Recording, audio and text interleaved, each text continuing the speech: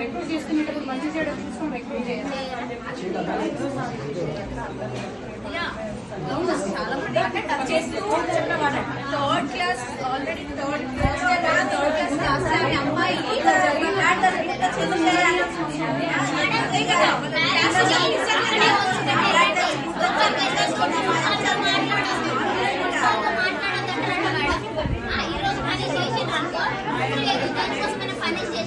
Next day మళ్ళీ parents గురించి చెప్పిండ్రు అనుకో, నెక్స్ట్ డే వాళ్ళందరికంటే ఎక్కువ పనిష్మెంట్ చేస్తారంట. ఎందుకు వెళ్ళి పేరెంట్స్ కి చెప్పినావు నువ్వు అని చెప్పి ఆ టీచర్ అది చాలా మంది పిల్లలు మానసికంగా చాలా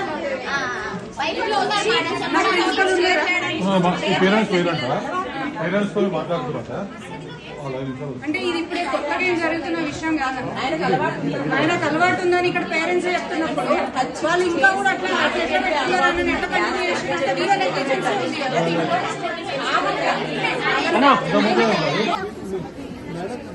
And and before recruiting the staff, are you looking under his past history or not? And their staff behavior also should be monitored from time to time. And a parent core committee should be formed where you have to take the parents' inputs when you're taking a big decision or when you're trying to implement something new to the school. Parents' decision is important, and parents' core committee should be formed, and every month update of what the school programs is being done should be given to the parent. This is almost been implemented in all of the schools. Then why isn't your school being implemented all such rules? It is not about sharing, sir. It is about forming a core committee and having a every month meeting is very mandatory in every school with the parents. It should be mandatory. And what నిన్న ఏదైతే Kiran international స్కూల్లో dance teacher ఏదైతే first class అమ్మాయి మీద జరిగిన ఏదైతే మనం చూసామో దానికి సంబంధించి దాని గురించి విచారణ చేయడానికి ఇక్కడ భారతీయ జనతా పార్టీ మహిళా మోర్చా నుంచి రావడం జరిగింది.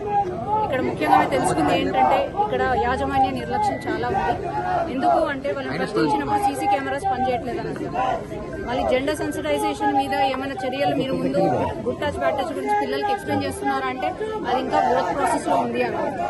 తర్వాత at the same time gent instructors ఉన్నప్పుడు లేడీ మానిటర్స్ లేకపోతే కోఆర్డినేటర్స్ ఎందుకు లేరు అంటే వాళ్ళ దగ్గర సమాధానం లేదు. అంటే పేరెంట్స్ దగ్గర నుంచి తెలుసుకున్నది ఏంటంటే ఎప్పటి నుంచో అతన్ని ప్రతి అమ్మాయిని టచ్ చేయడం అనేది వాళ్ళ పేరెంట్స్ దగ్గర నుంచి మేము ఇప్పుడు విన్న విషయం. అట్లాంటిది వాళ్ళ దృష్టిలోకి ఆల్రెడీ వచ్చినప్పటికీ కూడా ఇంతవరకు అని చర్యలు తీసుకోలేదు.